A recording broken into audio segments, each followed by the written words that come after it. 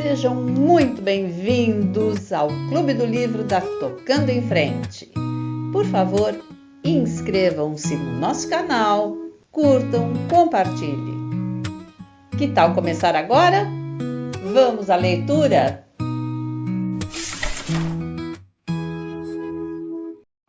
Parte 53. Arthur Lestrange tivera sucessores e ela não sentira vontade de rir. Percorri um longo trajeto desde aquela noite memorável, mas terei realmente progredido? É muito gostoso ter um homem, mas não quero saber do que Dan disse a respeito de ser o único homem. Não farei dele o único homem, de modo que não dormirei com Ham. Isso mudaria muitas coisas e eu perderia meu amigo. Preciso do meu amigo. Não posso me dar ao luxo de ficar sem meu amigo.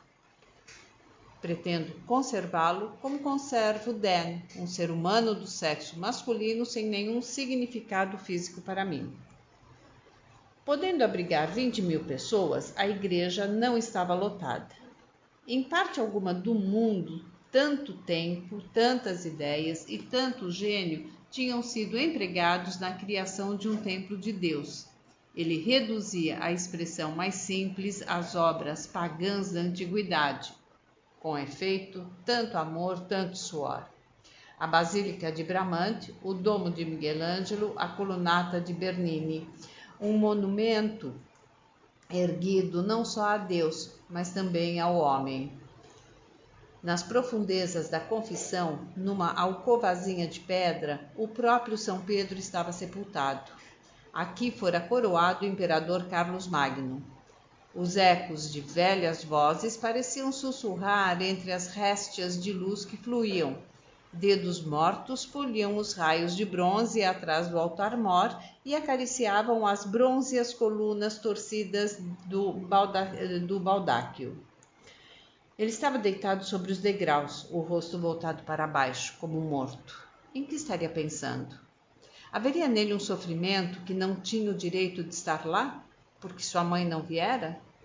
O cardeal Ralph olhou através das lágrimas e notou que não havia sofrimento. Antes sim, depois com certeza, mas agora nenhum.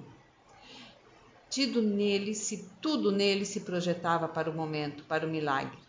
Nele só havia lugar para o que fosse Deus. No seu grande dia, nada importava além da tarefa atual, a entrega de sua vida e de sua alma a Deus. Era provável que ele soubesse fazê-lo, mas quantos outros de fato tinham feito? Não fizera o cardeal Ralph, embora ainda se lembrasse de sua ordenação cheia de sagrado assombro. Tentara-o com todas as suas forças e, não obstante, retivera qualquer coisa. Minha ordenação não foi tão augusta assim, mas eu a revivo através dele. E fico perguntando a mim mesmo o que ele realmente é, para que, a despeito dos nossos receios, passasse entre nós tantos anos sem um desafeto, quanto mais um verdadeiro inimigo. Amado por todos, a todos ama. Nunca lhe ocorre que esse estado de coisas é incomum. E, no entanto, quando aqui chegou, não estava tão seguro de si. Nós lhe demos isso, e talvez isso justifique nossas existências. Muitos padres foram feitos aqui, milhares e milhares, mas para ele há qualquer coisa de especial. Ai, Mad, por que não veio ver o presente que deu a Nosso Senhor? O presente que não pude dar a você, pois já me havia dado a ele. E creio que por isso ele pode estar hoje aqui, livre do seu sofrimento, porque recebi poderes para ficar com o seu sofrimento, a fim de libertá-lo dele. Chore suas lágrimas, põe o luto em seu lugar. E é assim que deve ser. Mais tarde virou a cabeça e olhou para a fileira de representantes de Drogheda, que ostentavam estranhos ternos escuros. Bob, Jack, Hugh, Jeans, Patsy. Um lugar vazio para Mad. Depois Frank. O cabelo flamejante de Justine, obscurecido por um véu de renda preta, a única mulher da família Clare que se achava presente. Ao lado dela, Rainer. Depois, uma porção de gente que ele não conhecia, mas que participava tão plenamente da cerimônia quanto o pessoal de Drogheda. Só que hoje era diferente. Hoje era um dia especial. Hoje ele quase se sentia como se também tivesse um filho para dar. Sorriu e suspirou. Como se sentiria Vitória outorgando a Dani o sacerdócio? Talvez por sentir tão agudamente a ausência de sua mãe, Justine foi a primeira pessoa com que Dani conseguiu falar a sós na recepção que o cardeal Vitório e o cardeal Ralph lhe ofereceram. Com a batina preta e o colarinho branco e alto, ele estava magnífico, pensou ela. Só que não parecia um padre.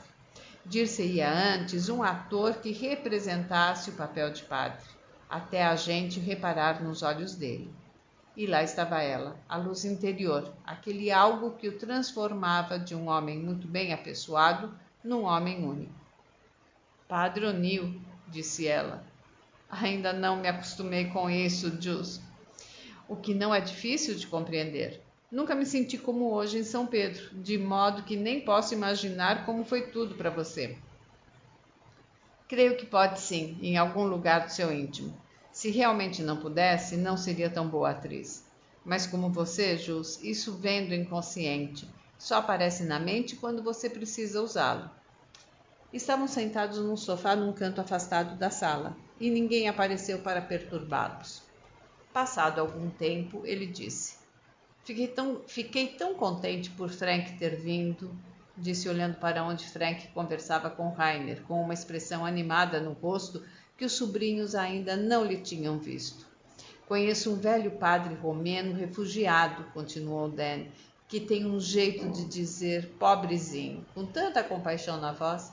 Não sei, mas seja como for, é o que sempre me surpreendo a dizer quando penso em nosso Frank.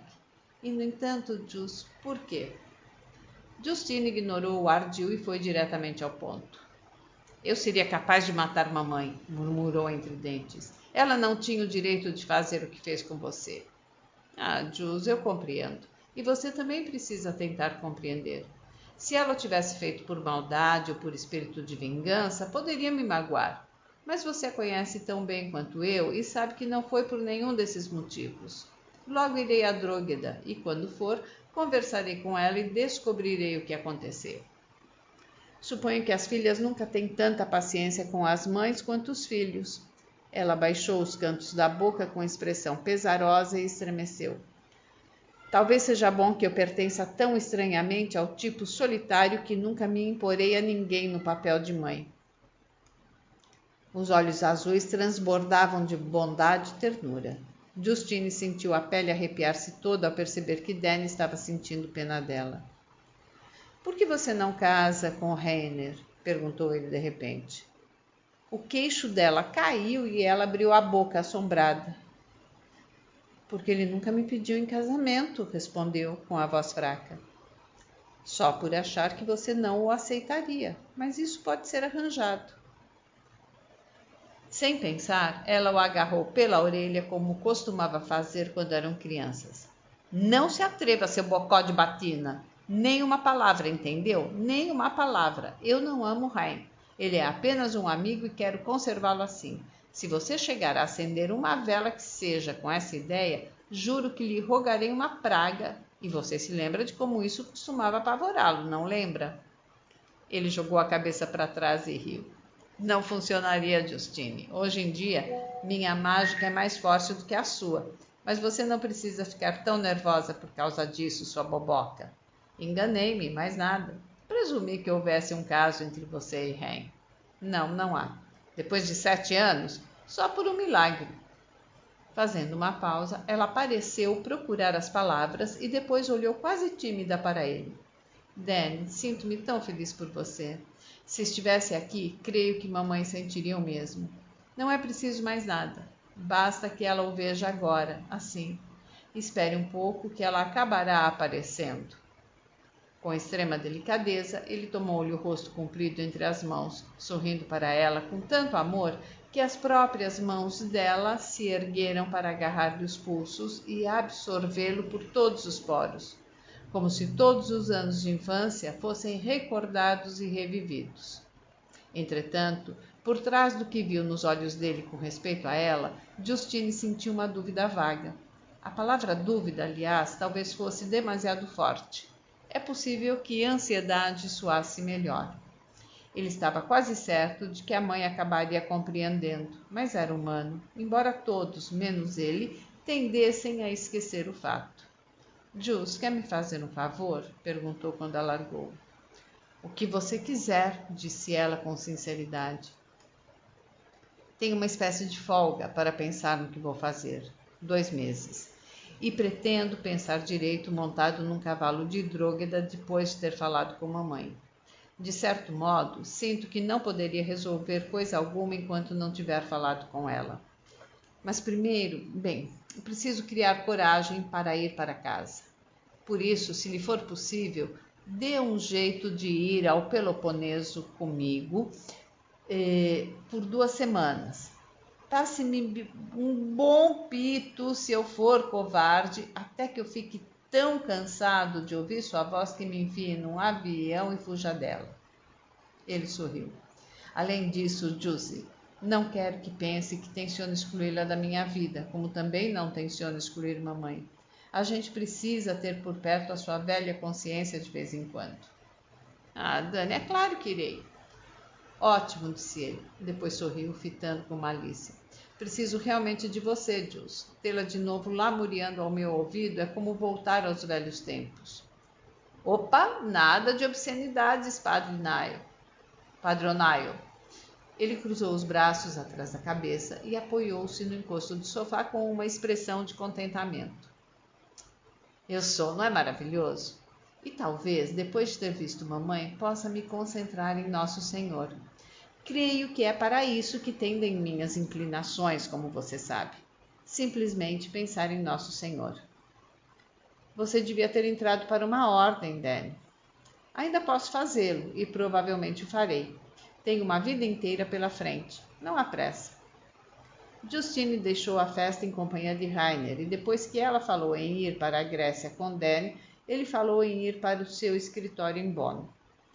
Já não é sem tempo, disse ela. Para um ministro de gabinete, você não parece trabalhar muito, parece?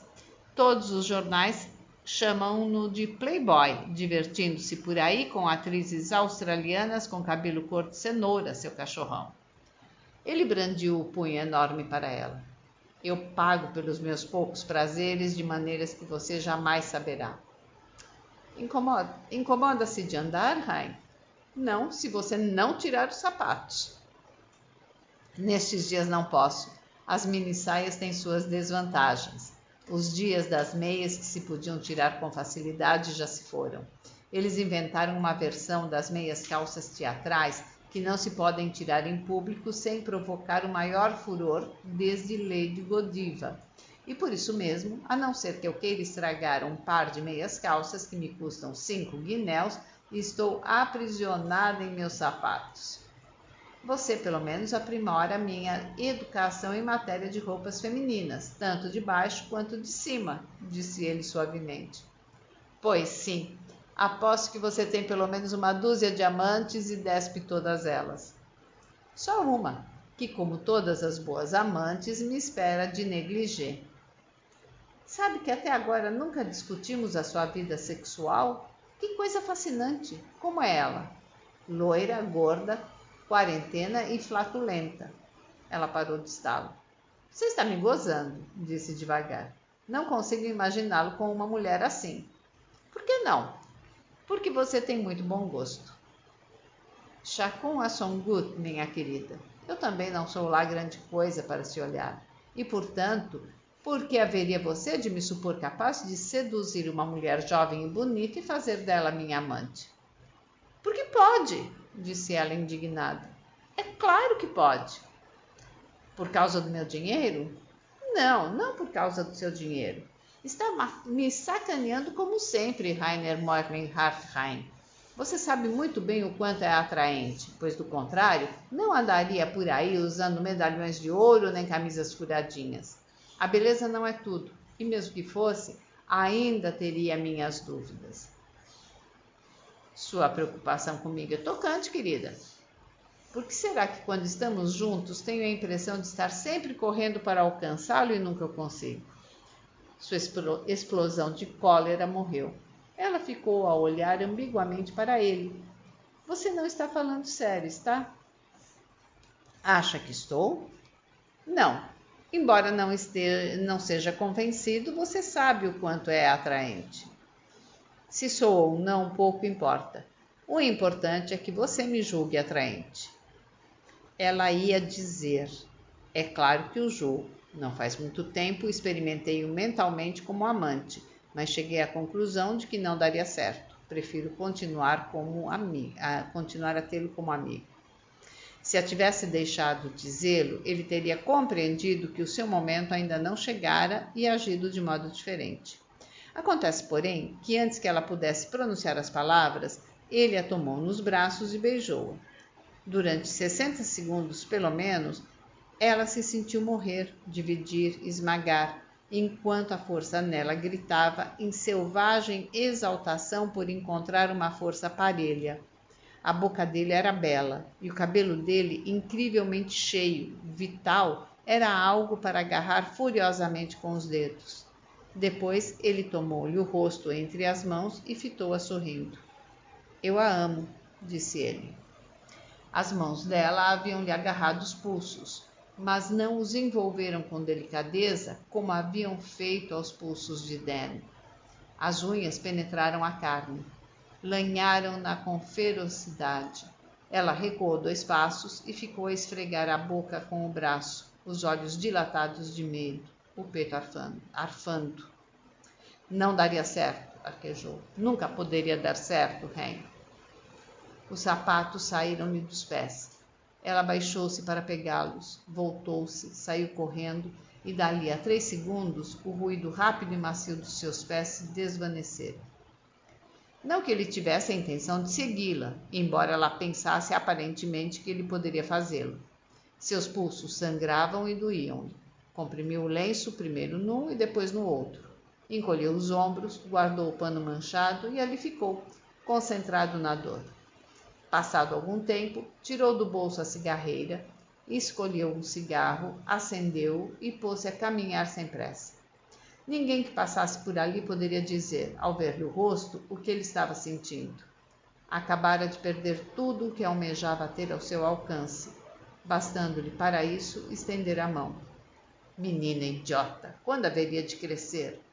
Sentira-o, respondera-lhe e negara-o. Mas ele era um jogador, do tipo que ganha pouco e perde pouco. Esperara 7 longos anos para tentar a sorte e sentir a mudança nela nessa época da ordenação. Aparentemente, porém, movera-se demasiado cedo. Paciência. Havia sempre o amanhã, ou conhecendo Justine, o ano seguinte, 2 anos depois. Ele, por certo, não desistiria. Se a vigiasse com atenção, um belo dia teria sorte. O riso sem som estremeceu dentro dele. Loira, gorda, quarentena e flatulenta. Ele mesmo não sabia o que o levara a dizer essa frase, a não ser que muitos anos antes ela lhe fora dita por sua ex-esposa, a típica definição das vítimas de cálculos biliares.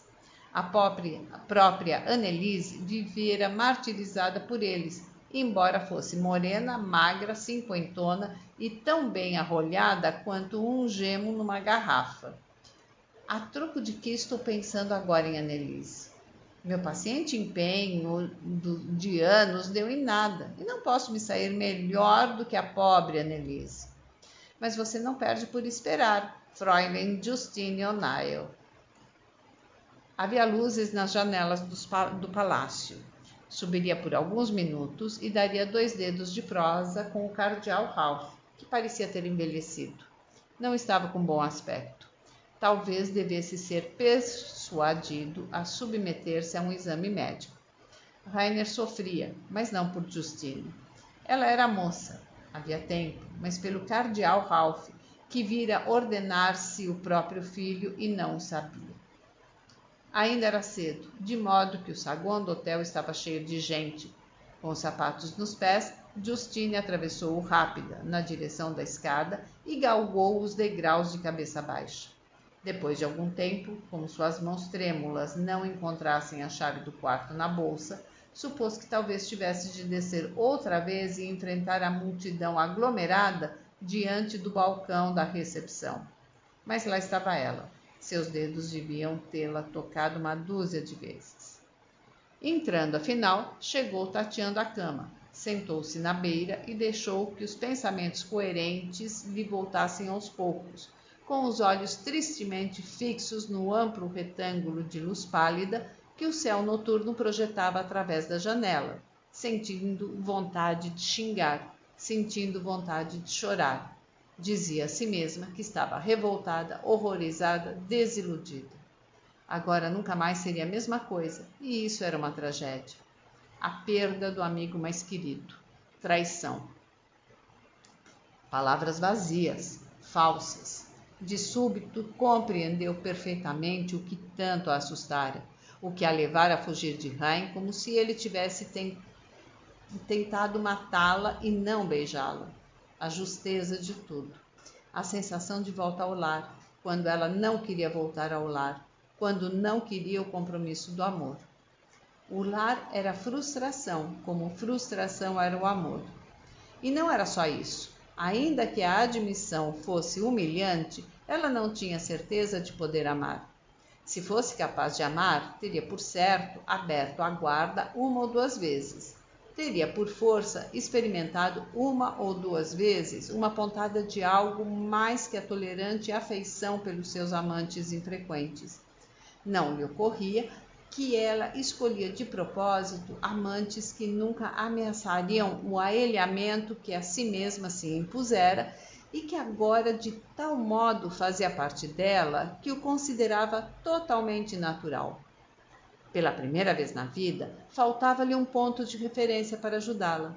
Não havia ocasião no passado em que pudesse encontrar conforto, nenhum envolvimento outrora profundo, nem para si, nem para esses vagos amantes. Tampouco a gente de Dróguida lhe poderia valer, porque ela sempre evitara também. Fora-lhe preciso fugir de Rain, dizer sim, comprometer-se com ele e depois vê-lo recuar ou descobrir a extensão das falhas dela. Isso lhe teria sido insuportável. Ele ficaria sabendo como ela era realmente e deixaria de amá-la. Seria insuportável para ela dizer sim e acabar sendo repelida para sempre. Era muito melhor que ela mesma o repelisse primeiro. Desse modo, pelo menos, salvava-se o orgulho. E Justine possuía todo o orgulho de sua mãe. Rain nunca deveria saber como era ela debaixo de toda aquela petulância. Ele se apaixonara pela Justine que via, pois ela nunca lhe dera oportunidade de desconfiar do mar de dúvidas que havia por baixo da superfície. Destas, só Dan desconfiava, ou melhor, sabia. Ela inclinou a cabeça para encostar a testa na tampa fria da mesinha de cabeceira, enquanto as lágrimas lhe corriam pelo rosto. Era por isso, naturalmente, que amava tanto o irmão, pois, embora soubesse como era a verdadeira Justine, continuava a amá-la. O sangue ajudava, como ajudava também uma existência inteira de lembranças, problemas, sofrimentos e alegrias partilhadas. Ao passo que Rain era um estranho, não estava comprometido com ela como Dan, nem mesmo como os outros membros da família. Nada o obrigava a amá-la. Justine fungou, passou a palma da mão pelo rosto, encolheu os ombros e encetou a difícil tarefa de empurrar o seu sofrimento para algum canto afastado do espírito, onde ele poderia ficar pacificamente esquecido. Sabia que poderia fazê-lo, passar a vida inteira aperfeiçoando a técnica. Só que isso significava uma atividade incessante, uma contínua absorção em coisas exteriores. Estendeu a mão e acendeu a lâmpada. Um dos tios devia ter levado a carta ao quarto dela, pois estava em cima da mesinha de cabeceira. Uma carta aérea azul celeste com a Rainha Elizabeth no canto superior. Querida Justine, escrevia Clyde Dalton Roberts, volte ao aprisco, onde você está sendo necessária, e imediatamente. Há um papel sobrando no repertório da próxima temporada, e um passarinho me contou que você talvez o deseje. Desdémona, querida, com Mark Simpson no papel de Otelo. Os ensaios para os atores principais começarão na próxima semana, se você estiver interessada. Se ela estava interessada, Desdémona em Londres, e com Mark Simpson como Otelo, a oportunidade de toda uma vida. Sua disposição de espírito subiu como um foguete a um ponto em que a cena com Ren perdeu todo o significado. Ou melhor, assumiu um significado diferente. Se ela fosse muito cuidadosa, talvez soubesse conservar o amor de Ren. Uma atriz muitíssimo aplaudida e muitíssimo bem-sucedida andava sempre tão ocupada que não podia repartir grande parte de sua vida com os amantes. Valia a pena tentar. Se ele parecesse estar se aproximando demasiado da verdade, ela poderia recuar outra vez. Para manter Ren em sua vida, sobretudo esse novo Ren, faria qualquer coisa, exceto tirar a máscara. Nesse ínterim, notícias como aquela mereciam uma comemoração qualquer. Ela ainda não se sentia preparada para enfrentar Ren, mas havia outras pessoas à mão que poderiam partilhar do seu triunfo. Tornou a calçar os sapatos, desceu o corredor até chegar à sala de estar dos tios e, quando Patsy lhe abriu a porta, assomou a soleira, radiante, de braços abertos. Tragam a cerveja, que eu vou ser Desdémona, anunciou ela com um grande estardalhaço. Por um momento, ninguém respondeu. Depois, Bob exclamou calorosamente: Isso é ótimo, Justine! O prazer dela não se evaporou. Ao invés disso, cresceu até se transformar numa exaltação incontrolável. Rindo-se, deixou-se cair numa poltrona e pôs-se a olhar para os tios. Que homens realmente encantadores eram eles! É claro que a notícia dela não lhes dizia coisa alguma. Eles não tinham a menor ideia de quem fosse Desdémona. Se ela tivesse vindo contar-lhes que ia casar, a resposta de Bob teria sido a mesma. Desde que ela se entendia por gente, eles faziam parte da sua vida.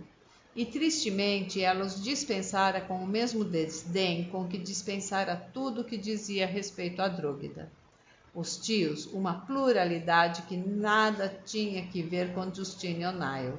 Simples membros de um conglomerado que entravam e saíam da sede, sorriam timidamente para ela e a evitavam quando sua presença significava conversação. Ela compreendia agora que eles não faziam por não gostar dela, mas só por sentir o quanto ela era alheia, o que os deixava constrangidos. Mas naquele mundo romano, estranho para eles e familiar para ela, Justine começava a compreendê-los melhor. Sentindo por eles um carinho que se poderia chamar de amor, Justine passou de um rosto enrugado para um rosto risonho. Bob, que era a força vital da unidade, o patrão de Dróguida, mas de uma forma tão discreta. Jack, que apenas parecia seguir o irmão de um lado para o outro, ou talvez desse essa impressão por se entenderem ambos tão bem. Hugh, dono de uma dose de malícia que os outros dois não tinham, mas que apesar disso se parecia tanto com eles. James e Patsy, os lados positivo e negativo de um mesmo todo autossuficiente. E o pobre e apagado Frank, o único que parecia atormentado pelo medo e pela insegurança. Todos, com exceção de James e Patsy, estavam grisalhos, e Bob e Frank tinham até o cabelo inteiramente branco, mas não pareciam diferentes dos tios que ela conhecera quando pequena. Não sei se devo dar cerveja a você, disse Bob em tom de dúvida, segurando uma garrafa gelada de Swan na mão.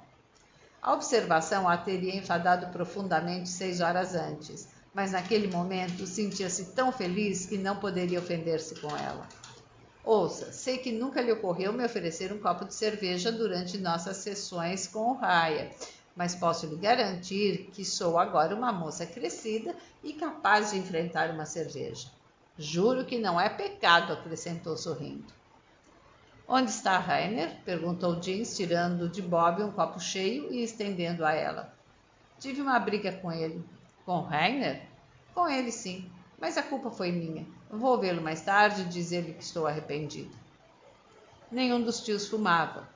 Embora nunca tivesse pedido uma cerveja antes, em outras ocasiões, ela os desafiara fumando em sua presença enquanto eles conversavam com Ren.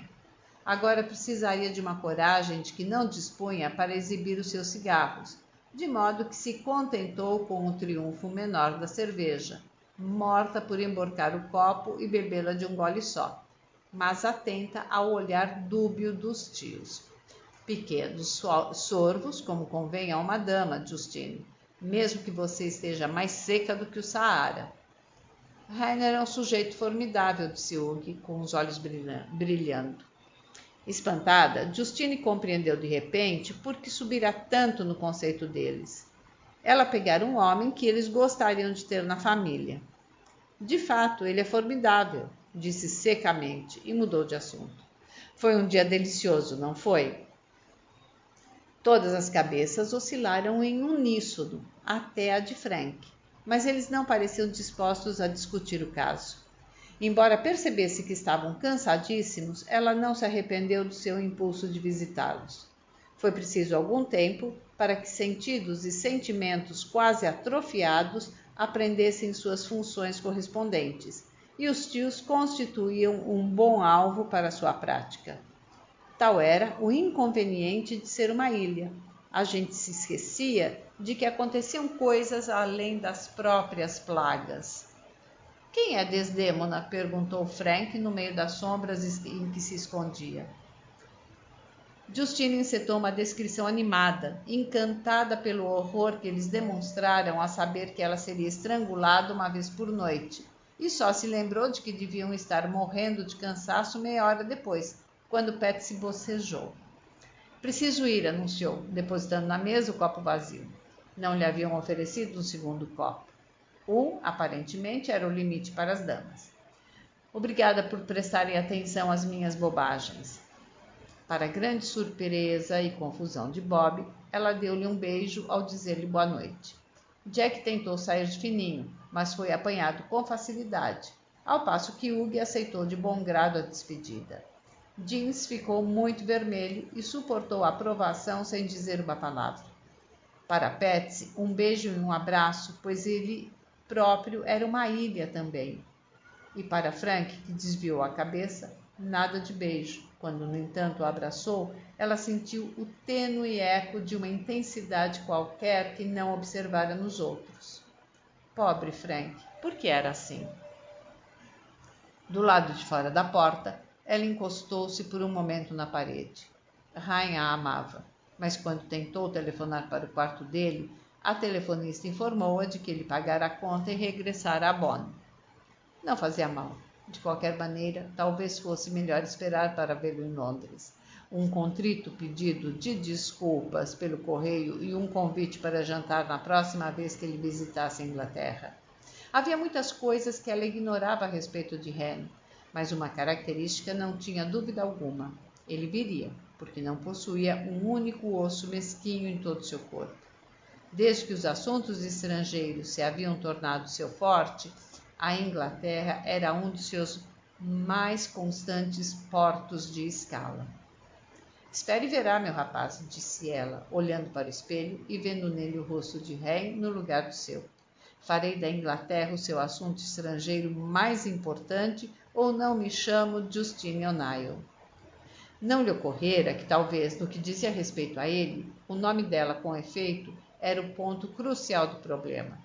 Os seus padrões de comportamento haviam sido estabelecidos e o casamento não se incluía entre eles. Nunca lhe passara pela cabeça a hipótese de Rain poder querer transformá-la em Justine Hartrein. Ela estava demasiado ocupada em lembrar-se da qualidade do beijo dele e em sonhar com mais. Restava-lhe apenas a tarefa de contar a Dan que não poderia acompanhá-lo à Grécia, mas não estava preocupada com isso. Dan compreenderia, pois compreendia sempre. Só que de um modo ou de outro, ela não achava que deveria contar-lhe todas as razões por que não poderia ir. Por mais que o amasse, não se sentia disposta a ouvir o sermão severíssimo que ele haveria de pregar-lhe. Ele queria que ela casasse com Rain, e por isso mesmo, se ela lhe contasse quais eram os seus planos em relação a Rain, ele a levaria à Grécia, nem que fosse à força, dentro de uma carroça. O que os ouvidos de Danny não ouvissem, seu coração não sentiria.